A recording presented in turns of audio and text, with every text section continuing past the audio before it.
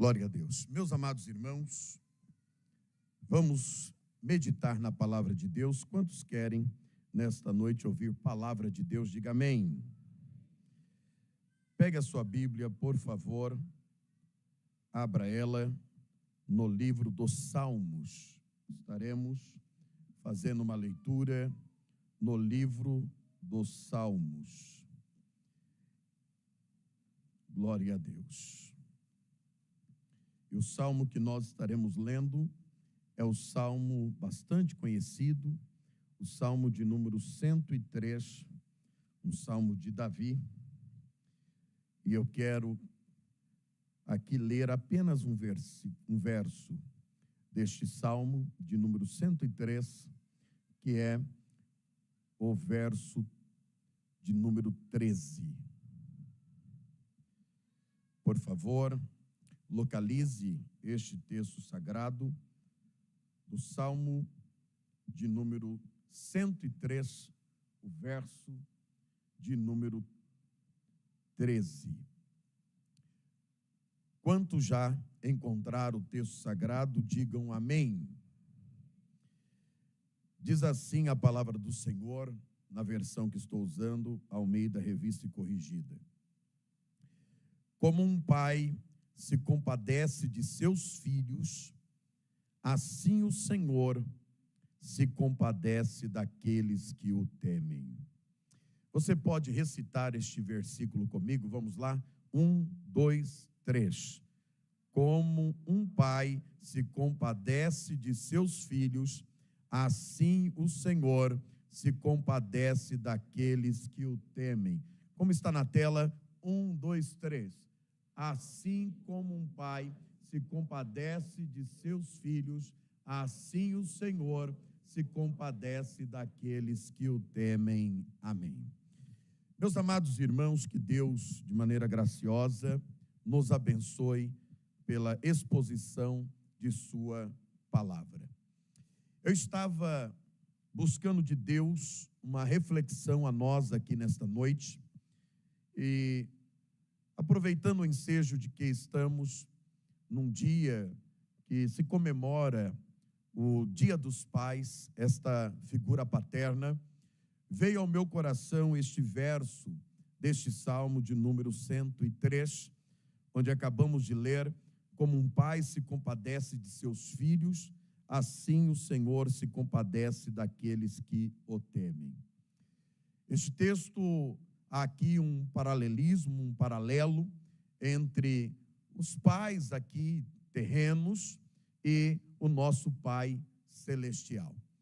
E esse texto veio, como disse, ao meu coração, e eu quero aqui trazer aos irmãos uma compreensão acerca deste texto tão importante da Sagrada Escritura. Esse texto encontra-se no livro dos Salmos.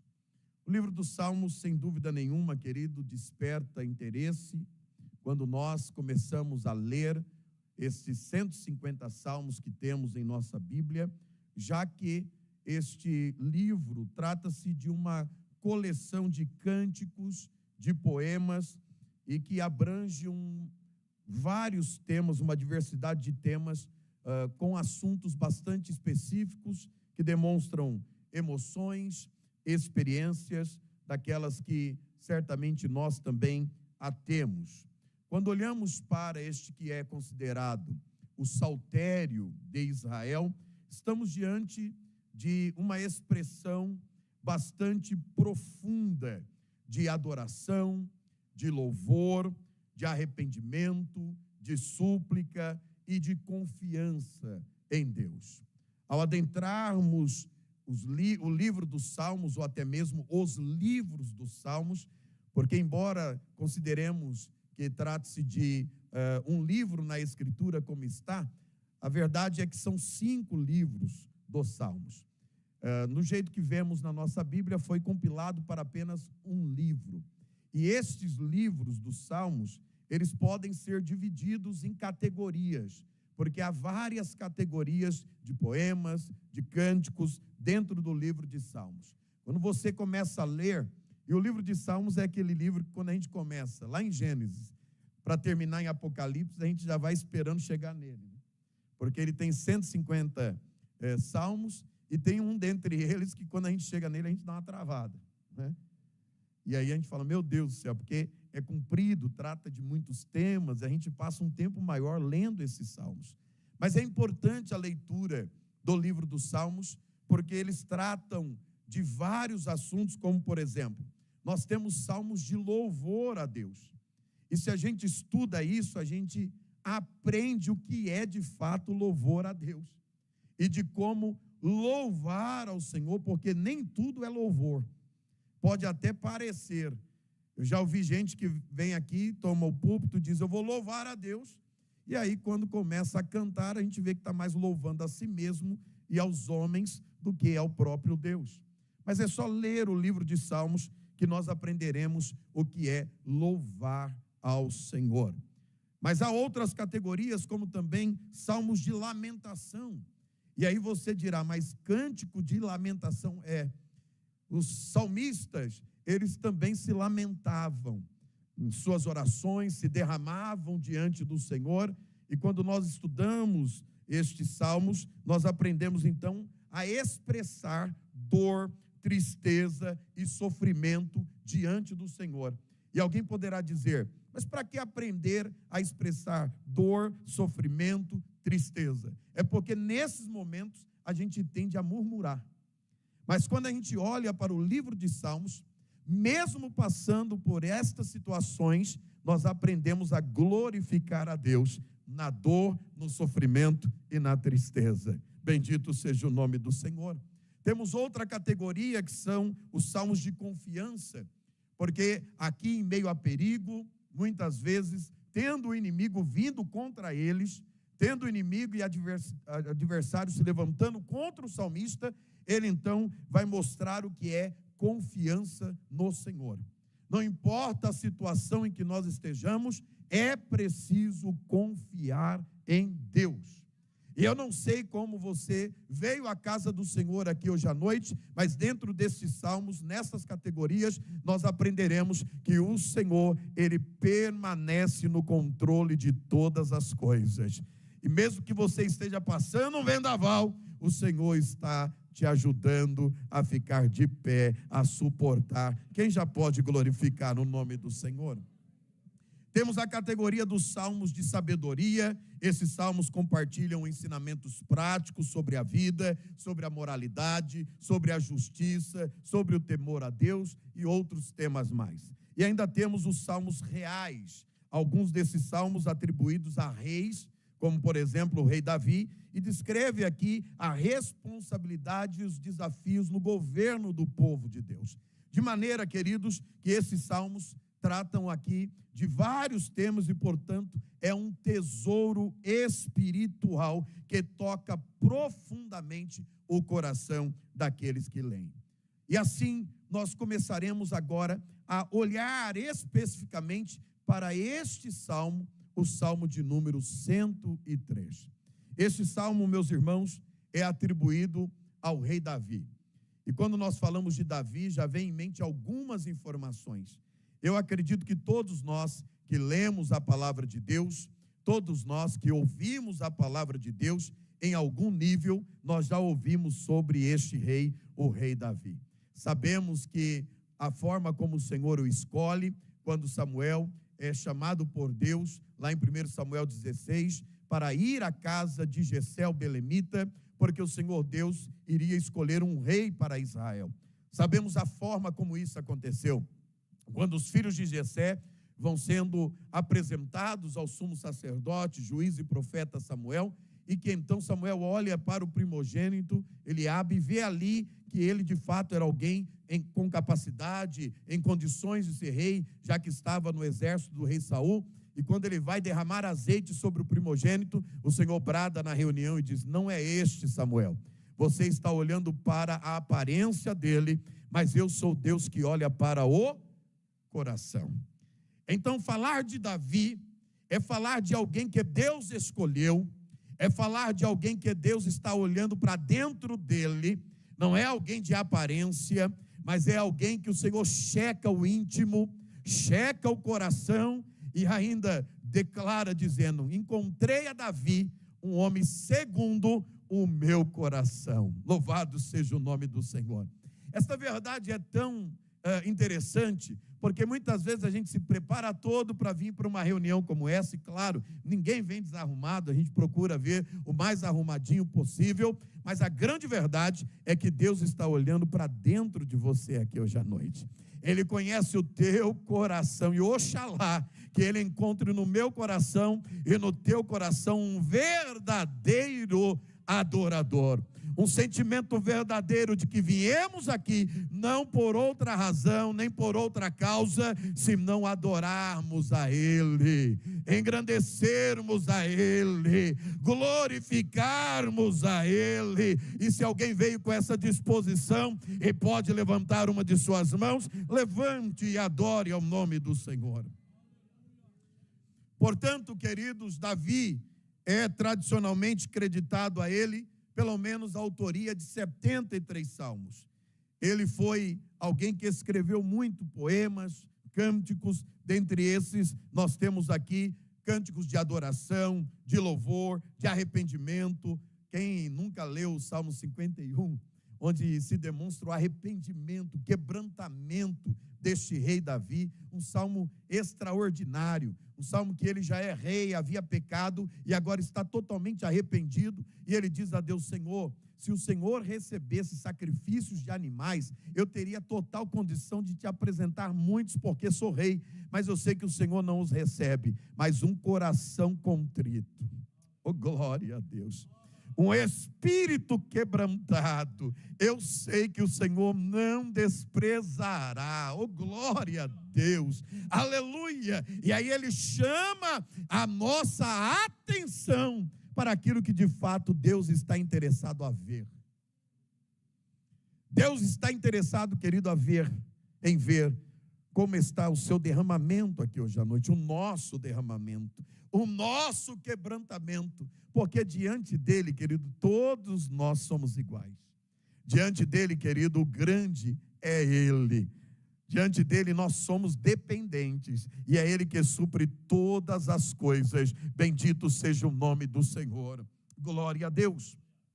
Então estamos diante de um autor que vai escrever esse salmo, o salmo de número 103, e este salmo especificamente não é um salmo onde o salmista Davi, ele está aqui com dor, com sofrimento, ele está aqui se lamentando. Não é um salmo onde ele está arrependido. Não, este salmo aqui é um salmo de louvor e de adoração a Deus. E a pergunta que precisamos fazer é: por que ele está louvando ao Senhor? Por que ele está adorando a Deus? Quais são as razões de Davi estar exaltando o nome do Senhor? E eu anotei algumas aqui. Primeiro, ele está louvando a Deus porque Deus o tem abençoado. Então, como ele está sendo abençoado por Deus, não há outra reação senão adorar e agradecer, mostrar gratidão pela bênção do Senhor. Permita-me conferir aqui. Alguém nesta noite que se sente abençoado por Deus? Alguém? A bênção de Deus está na sua vida também? Está na sua casa? Está na sua família? Glória a Deus. Eu me sinto abençoado por Deus. E qual é a reação de alguém que sente a bênção de Deus? É ser grato ao Senhor. Aleluia. Porque a ingratidão é o pior dos sentimentos a oferecer a alguém. Você já deu algo a alguém, percebeu, recebeu em troca ingratidão? Certamente você já teve alguma experiência de ter dado algo, oferecido algo, e esse alguém ter respondido com ingratidão. E aí você fica frustrado, porque você esperava gratidão. Agora imagine Deus. Deus tem derramado as suas bênçãos. Aliás, Paulo que escreve aos Efésios, capítulo 1, verso 3, onde ele diz que Deus nos abençoou com todas as bênçãos espirituais nos lugares celestiais em Cristo Jesus. Não fora apenas algumas bênçãos, não. O Senhor tem te abençoado com todas as bênçãos. Oh, glória a Deus. Deixa eu declarar aqui, se for verdade, você dá glória a Deus. A igreja de Pinheiros é uma igreja abençoada. Os membros de Pinheiros são membros abençoados. Deixa eu ver se melhora. As irmãs de Pinheiros são irmãs abençoadas. Os irmãos de Pinheiros são irmãos abençoados. A orquestra de Pinheiros é uma orquestra abençoada. Glória a Deus. Nós somos abençoados por Deus. E como é que reagimos a esta bênção? Com gratidão na alma. Aleluias. Porque poderíamos não estar aqui. Outros desejavam estar aqui e não estão. Mas olha você aí. Você veio para a casa do Senhor. Você está vivo, crente, temente a Deus e em condição ainda de adorar e bendizer a este Senhor. Por que Davi está adorando aqui? É porque Davi entende a compaixão e a bondade de Deus. Nós só estamos aqui porque da compaixão de Deus, porque da bondade de Deus. Não há mérito em mim, não há mérito em você. Não fosse esta compaixão. Você já parou para pensar? Por que você e não outro? Por que você e não outra? Já parou para pensar nisto? Por que você e não outro? O que você tem de diferente de outro? Parou para pensar? Por que eu e não outro? Primeiro, porque é Deus quem é soberano e é Ele quem escolhe. Já começa por aí. Segundo, todo o mérito não está em mim, está em sua vontade soberana. Ele escolhe quem Ele quer. Aleluias, glória a Deus. E o que eu tenho que fazer? Já que a compaixão dele me alcançou, a bondade dele me alcançou, e o salmista Davi destaca a bondade do Senhor, fala como Deus nos tratou, não conforme os nossos pecados, logo apresenta aqui o imerecimento em nós. Deus não estendeu compaixão a você porque você é mais bonito, até porque tem uns igual a mim assim, que não tem muito esse atributo. O Senhor não te escolheu porque você é magrinho, corpo finish, né? Até porque tem alguns igual a mim, que também não tem essa prerrogativa. O Senhor não te escolheu porque você tem dinheiro. Até porque tem uns que também, igual a mim, tem pouco dinheiro. O Senhor te escolheu porque a compaixão dele lhe alcançou. Isto é fruto da bondade dele. Oh, glória! E Deus é bom. Em que momento? Em todo tempo Ele é bom. E esta bondade me alcançou. Esta bondade te alcançou. Será que alguém, ao ouvir isso, consegue ser grato e adorar a Deus?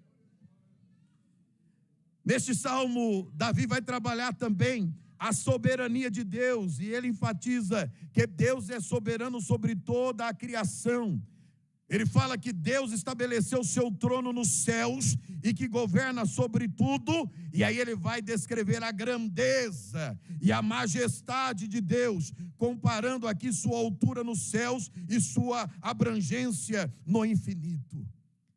Deus querido, Ele é altíssimo, é o Elion, Ele é altíssimo.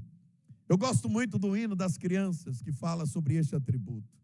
Grande, tão grande, como que é? Alto, tão alto, fundo, profundo, é maior. Elas levantam assim, esticam assim, né? Na extensão máxima das mãozinhas, é maior que o mundo. Esse é o Deus que nós estamos adorando e servindo aqui hoje à noite. Oh, glória! Ele é grande, Ele é alto, Ele é profundo. Os teólogos dirão, Ele é transcendente, mas Ele também é imanente. E aí as crianças dizem, mas é pequeno. Aí elas fazem assim, pequenininho. Cabe lá dentro de um coração. De quem? Se entrega ao Salvador. Olha que coisa linda, que coisa preciosa. E Davi vai destacar essa soberania. Mas Davi também destaca nesse salmo o amor e a compaixão de Deus para com o seu povo. Ele não somente é bom, não somente é soberano, mas ele também visita o seu povo. Ele compara o amor de Deus aqui ao amor de um pai para com os seus filhos, que é o tema que nós iremos desenvolver nessa ministração. Ele diz que Deus, ele desce de toda essa altura, ele desce. E se olharmos para o Cristo, ele encarna, e ele vem a esta terra, porque ele ama a humanidade. Por isso, João, ao escrever o relato do registro do Evangelho de Jesus Cristo, ele diz, porque Deus amou o mundo de tal maneira. João não encontra em seu vocabulário um qualitativo para este amor. Então ele diz, Deus amou o mundo de tal maneira que entregou o seu unigênito, o seu único filho, para morrer por mim e por você. Dá para entender a grandeza, a profundidade, a altura deste amor de Deus, as dimensões deste amor divino para com a minha vida, para com a sua vida. Logo, o salmista vai louvar a Deus por toda a criação. Davi vai conclamar nesses salmos anjos para celebrar, os céus para adorar, os exércitos celestiais, a terra e tudo o que nela existe a bendizer e a louvar a este Deus. E eu fico imaginando, se olharmos para os textos que revelam a criação angelical, vez por outra, isto é revelado nas Escrituras, em Isaías, em Apocalipse, e isso pode deixar claro a nós que neste exato momento Deus está sendo adorado pela criação celestial. Se olharmos para o que o texto sagrado diz sobre a criação terrena, os répteis, as aves, os peixes, ao ouvir um canto de um passarinho, eu posso declarar também que os céus estão proclamando a sua glória, os animais estão adorando a Deus, estão cantando, porque Deus é o Criador de tudo, louvado seja o nome do Senhor. E hoje, ao olhar esta igreja, nós, seres humanos, não podemos ficar de fora. Se os seres angelicais estão adorando a Deus, se os animais da criação também adoram ao Senhor, onde estão os crentes que também vão se unir e adorar ao nome do Senhor nosso Deus? Uramandarabia Sérgia Nagai. Aleluia! Eu não posso, querido, vir a um culto como esse e ficar em silêncio, porque a grandeza de Deus é tal, que eu sou, querido, constrangido a reconhecê-lo, e a adorá-lo, e a glorificá-lo. Bendito é o nome do Senhor. E aí adora quem reconhece isto, e aí glorifica quem sente a necessidade de oferecer pelo menos uma palavra de louvor e adoração a este Deus. Aleluias! Oh glória!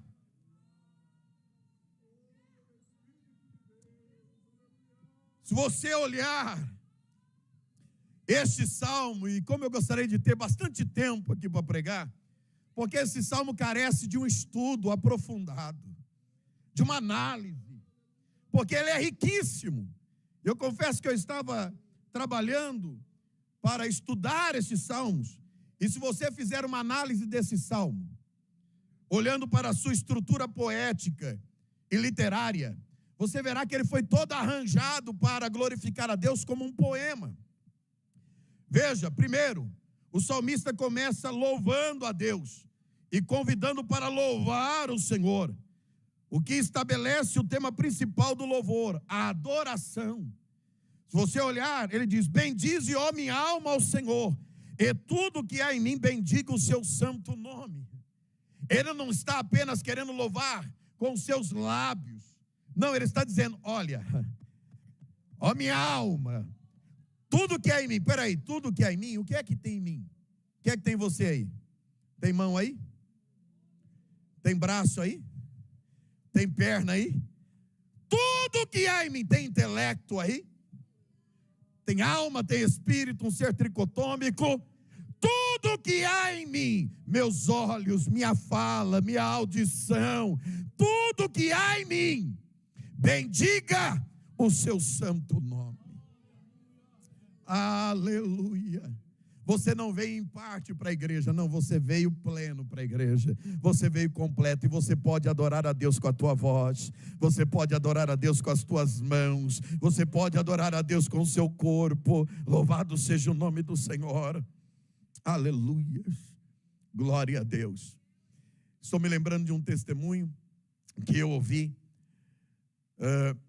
de uma jovem que ela era muda e surda, logo ela não falava, e aí ela veio para a igreja, e no momento da adoração, quando a igreja estava adorando a Deus, os irmãos estavam glorificando, dando glória a Deus, dando aleluia, e havia sempre alguém para traduzir, ela ficava um tanto que constrangida, porque ela não conseguia emitir palavras de adoração a Deus, e aí ela teve uma ideia, e ela foi para o culto naquele dia, com uma bolsinha, e aí no momento quando os irmãos estavam glorificando, ela enchia a mão e pegava assim, jogava ao alto assim, um monte de papelzinho cortado. E ela jogava. Aí aquilo foi chamando a atenção, de repente veio os obreiros e falaram: você está sujando a igreja. Precisamos controlá-la, ela está sujando a igreja. Mas aí alguém com mais sabedoria, vendo ela fazendo isso o tempo todo, no momento em que a igreja toda estava adorando, foi lá e pegou um papelzinho. E lá no papelzinho estava: glória a Deus. Aleluia, louvado seja o Senhor, que Deus seja engrandecido. Aí ele começou a chorar, falou: não, eu não posso interromper a adoração dela, eu não posso atrapalhar ela de adorar a Deus, e você tem voz perfeita e não consegue liberar uma palavra de adoração ao Senhor. Louve a Deus, porque você acordou hoje, e você tem voz para dar glória a Deus, e aleluia.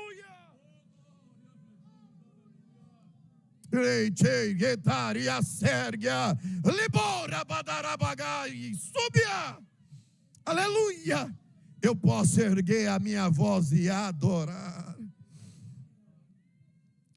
Se você olhar a estrutura desse salmo, são pares de versos. São versos em pares. Há uma estrutura conhecida aqui como paralelismo sintético, em que os versos são organizados em pares. E esses pares vêm apresentar diferentes formas, como sinônimos, antitéticos ou progressivos. E quando aparecem pares, o que é que ele está dizendo? Quando aparece um verso, ele vem com o segundo, confirmando aquilo. Então é mais ou menos assim, é quase uma redundância.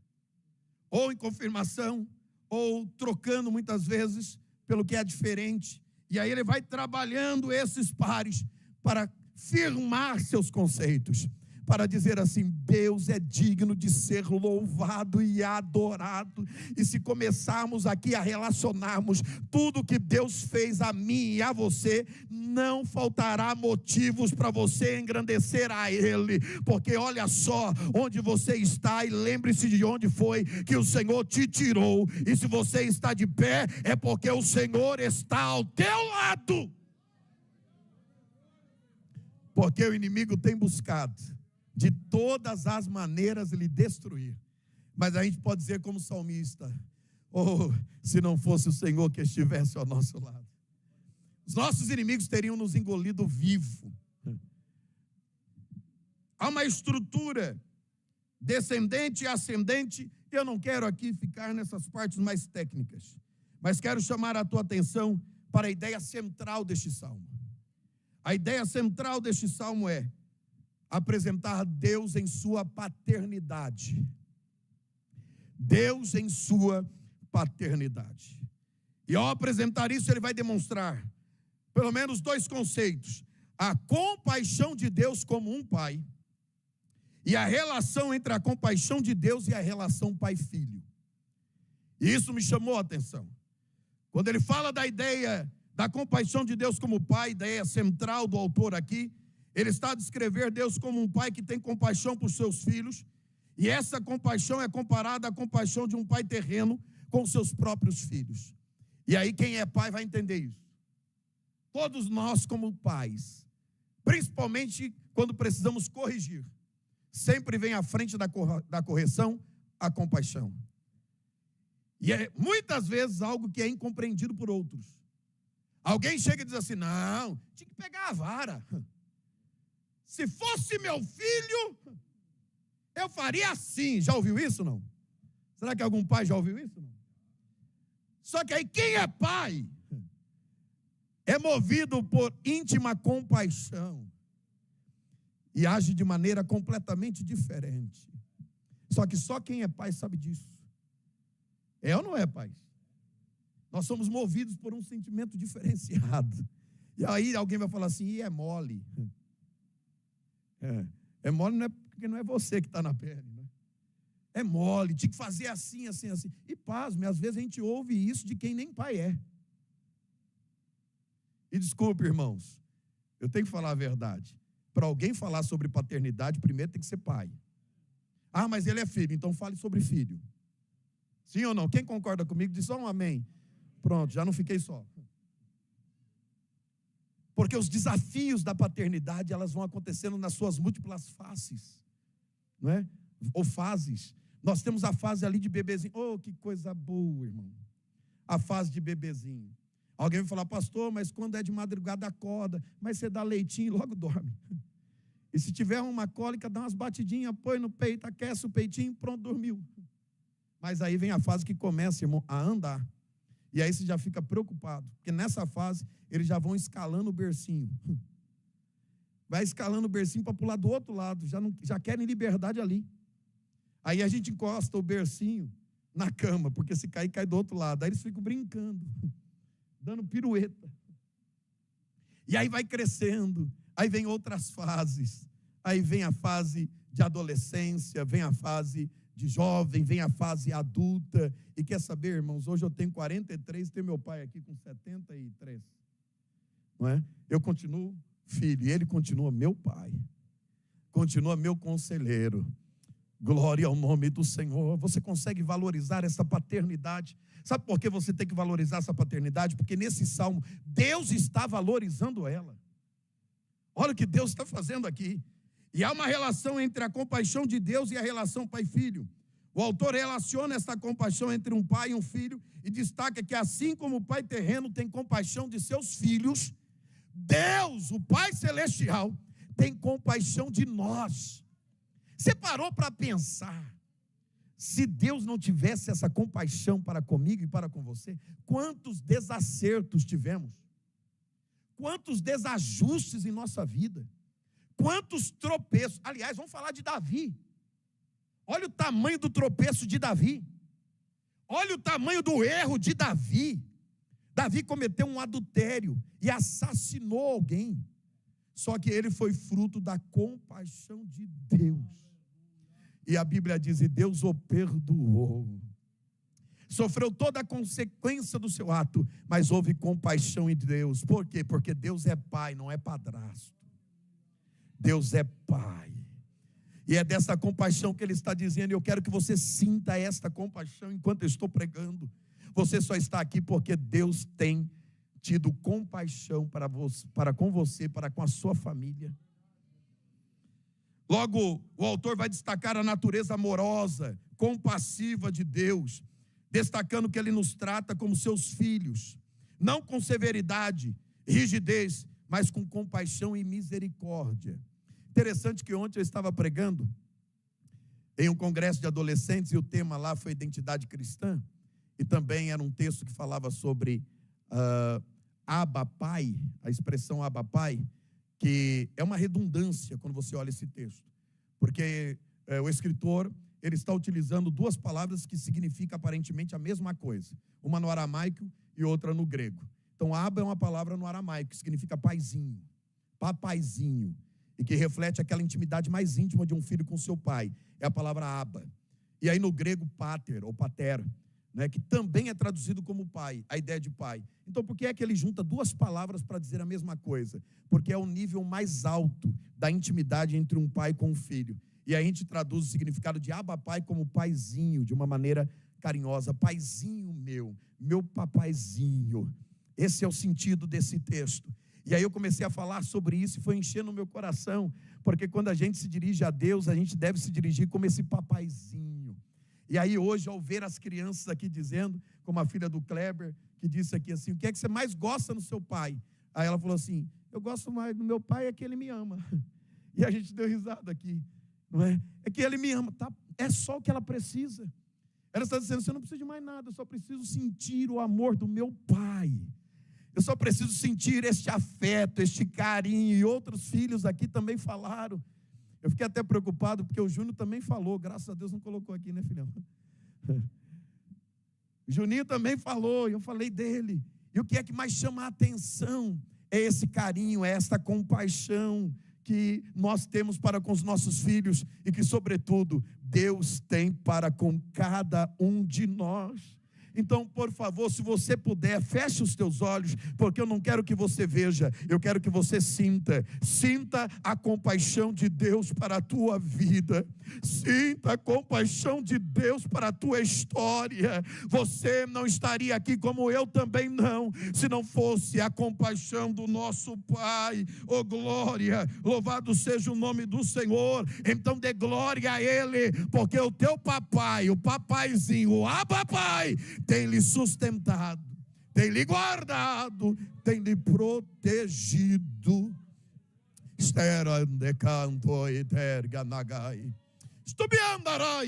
eu sinto a presença dele aqui. O nosso pai veio hoje para o culto de ação de graças.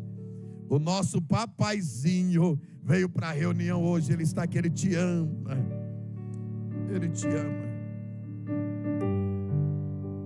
Quando falamos sobre esta ideia, e eu coloquei aqui um título, eu estaria aqui fechando a parte introdutória e contextual para entrar no título agora.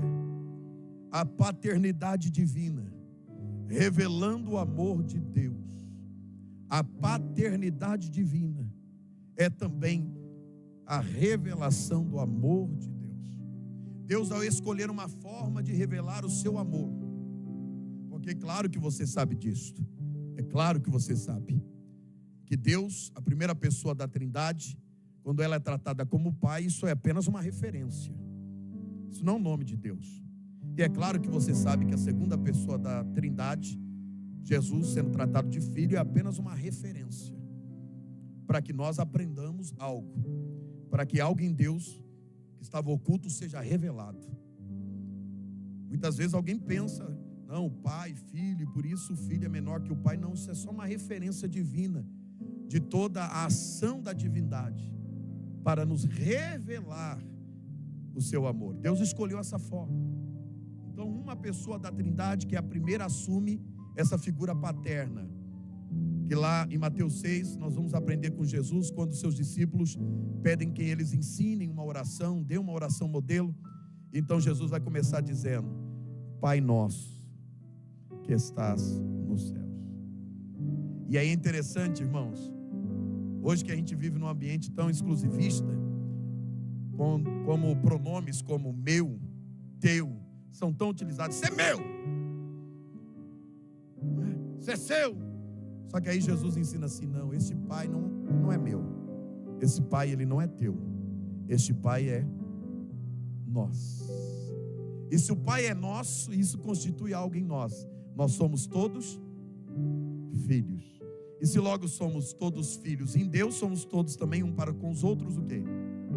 Irmãos. E como é que você deve tratar o irmão?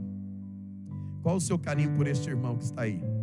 Consegue olhar para ele e manifestar só um semblante de que ele é seu irmão?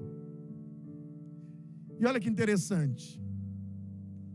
Eu sou casado com a minha esposa, mas dentro desta figura, ela é minha irmã em Cristo. Nós temos o mesmo pai.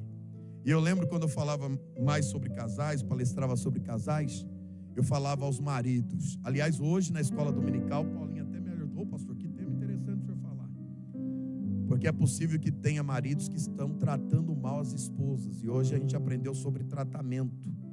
Como é que nós estamos tratando as nossas esposas? Eu, na condição de pastor, de pastores, já tive, irmãos, e de obreiros, já tive que tratar marido que bateu na esposa. Agora deixa eu dizer uma coisa. Daí a minha filha, eu vou falar pro namorado dela ouvir. Como é que eu me sentiria se ele batesse nela? Sendo eu o pai dela. Como é que eu me sentiria? Como é que você sentiria se o marido da tua esposa batesse na tua esposa? Ou, aliás, o marido da tua filha batesse na tua filha? Como é que você se sentiria? Como? Fala aí, irmão. Como? Rapaz, tem irmãos aqui que já estão mexendo aqui atrás, né? Ia dar ruim, mas muito ruim. Espera aí. E diante de Deus, se o teu pai é o pai dela, e aí o marido bate na filha de Deus, como é que Deus vê isto? Batendo na minha filha, maltratando a minha filha, a minha serva. Acho que eu vou parar, né? Continua, ó, já vi irmãs falando assim, continua. Cuidado, você está se relacionando com uma filha de Deus, um filho de Deus. E aí Paulo vai falar sobre isso, ele vai dizer o seguinte: como pode alguém maltratar a sua própria carne? Quando ele fala sobre a junção do marido com a esposa. E aí ele diz, é pelo contrário. O que é que a gente faz com a nossa carne? A gente alimenta, a gente cuida. E essa é a relação que deve ter com o marido e a esposa. Um tratamento sadio, maduro. Hoje, coincidentemente, hoje eu vinha falando com a Adriana. E eu vinha dizendo para ela como mulher custa caro. Porque desde que eu casei com ela, irmão, pensa numa mulher em tratamento o tempo todo. E eu estava falando um negócio desse para ela. E ela estava dizendo para mim o seguinte: e ainda não acabou, tem mais. E só eu sei o custo, irmão. Esse negócio é caro. Só que tem uma coisa, qual é o meu papel como marido dela? É vê-la bem, cuidada, alimentada, vestida. E qual é o meu sentimento de marido? É um sentimento de alegria, porque ela é minha carne. Quando eu trato ela bem, eu fico feliz. Aleluia, glória a Deus, só de ver um sorriso dela. Percebe essa relação? Vale um glória a Deus ou não? Deus é Pai Criador. O amor paternal de Deus é expressado nesse texto. E não há tempo, eu quero fechar, vou aqui para o final.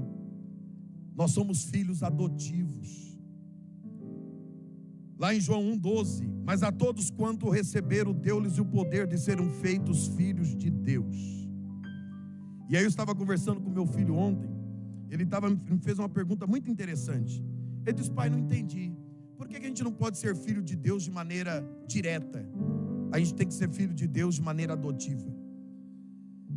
Quando a gente fala de adoção na Bíblia Sagrada, nós estamos dizendo que nessa relação paternal não segue o princípio da biologia, onde aí sim haveria méritos em nós, porque somos filhos de sangue.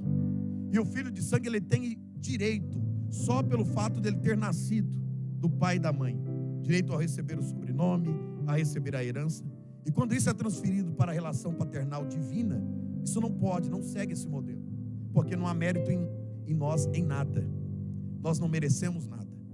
Logo, não dá para encaixar essa questão biológica da paternidade em Deus. É por isso que quando você olha para textos como do apóstolo Paulo, lá em Romanos 8, 15 e 17, ele vai nos mostrar que nós fomos inseridos neste contexto de paternidade pelo Espírito de Deus, que em nós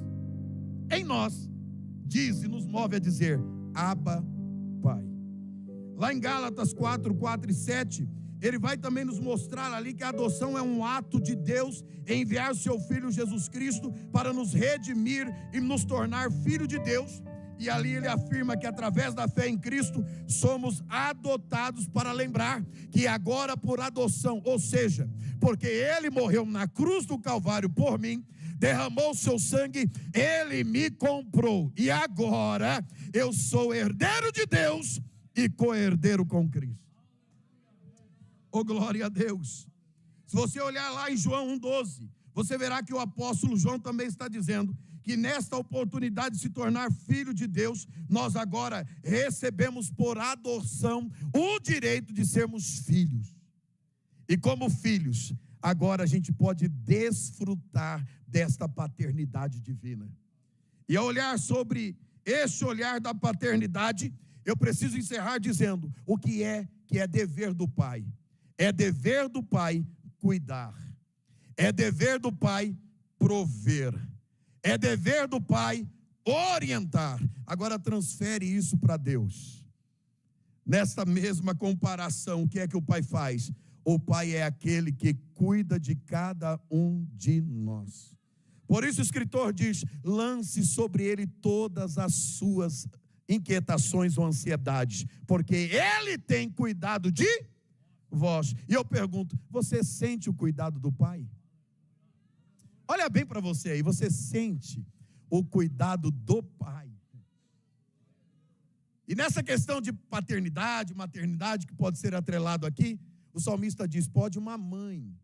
O pai, vez por outra, esquece, mas a mãe é mais difícil. Mas o texto diz: pode uma mãe se esquecer do seu filho, mas Deus, ainda que ela se esquecer, Deus, você me explica isso aí, Deus não se esquecerá de ti.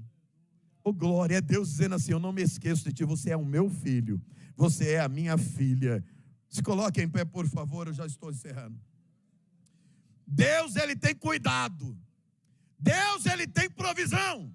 Olhe para mim aqui. Quando você vê o seu filho engordando um pouquinho mais, e a calça e as camisas não servirem mais, você fica sem fazer nada? O que é que você faz? Preciso comprar roupa. Quando você vê o seu filho mudando de fase e crescendo, e aí o sapato já está apertado, o que é que você faz? Você fica sem fazer nada? O que é que você faz? Vai prover. Quando você vê que seu filho não comeu nada, está indo de um lado para o outro com você, e aí está com fome, igual uma hora dessa assim, o que é que nós vamos fazer? Nós vamos prover alimentação. E aí transfere isso para Deus. Quando o Senhor te vê em necessidade, oh glória, quando Ele vê que você está precisando de algo, às vezes a gente não chega nem a pedir.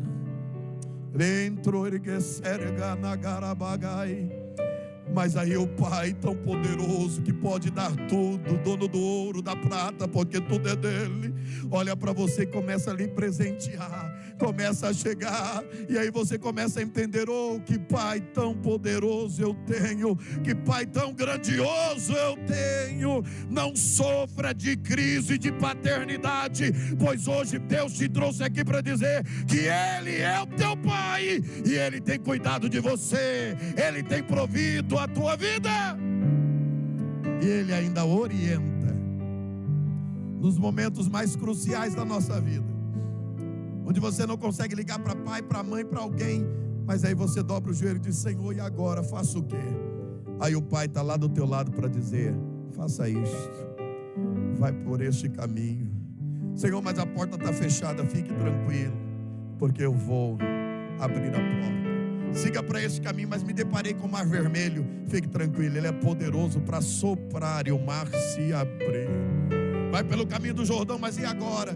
Manda os sacerdotes entrarem, porque ao pisarem, ele vai se abrir, oh glória, e o memorial será colocado lá dentro com 12 pedras para dizer: Israel passou por aqui, não ficou lá atrás, não, ele passou.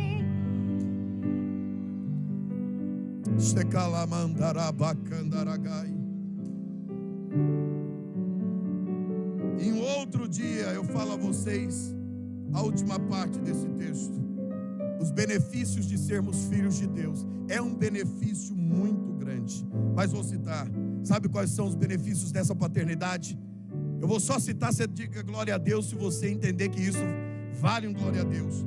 Primeiro benefício de alguém que está diante dessa paternidade: acesso à salvação. Vale um glória a Deus?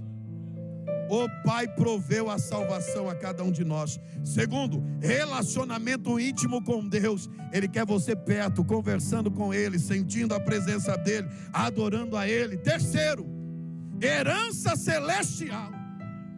Querido, eu era desprovido de qualquer herança, mas agora eu sou herdeiro de Deus e co-herdeiro com Cristo. E quer saber? Eu não vou chegar lá no céu como um forasteiro, imigrante. Não, forasteiro eu sou aqui. imigrante eu já sou aqui. Eu vou chegar lá como filho, herdeiro do Pai e co-herdeiro com Cristo. Já imaginou entrando lá? É que não vai ter isso, né? Alguém chegar e falar: o que é que você está fazendo aqui? Sou filho, meu filho. Sou filho, sou herdeiro. Permita que a mente de um pregador, a pessoa que chega, está fazendo o que aqui, Paulinho? Eu sou filho de quem? Do Pai. Sou herdeiro de quem? De Deus. E co-herdeiro com Cristo. Já pensou, André? Hã? Se a gente já fica feliz aqui só por trocar de carro, né, Paulinho? Você imagina chegar lá como herdeiro direto do Pai. Tem um hino que fala isso, ó, do lado de cá podes caminhar, não tem? Desse outro lado, não é? Sendo apresentado, o céu é teu. E aí eu sei que tem gente que já não se alegra mais com isso porque está muito presa à terra. Mas eu vou repetir: o céu é teu. Lá em João, nós vemos um texto, no capítulo 14, que diz: não se turbe o vosso coração. Credes em Deus, credes também em mim. É Jesus falando: na casa do meu Pai há muitas moradas. E se não fosse assim, vou-lhe teria dito: vou preparar-vos lugar. E se eu for e preparar-vos lugar, voltarei outra vez. Por quê? Porque o Pai quer o Filho onde? Perto. Para que vocês estejam onde eu estiver também. Glória a Deus. Sinta esta paternidade. Você vai para casa hoje, lembrando: você é filha de Deus. Você é filho de Deus.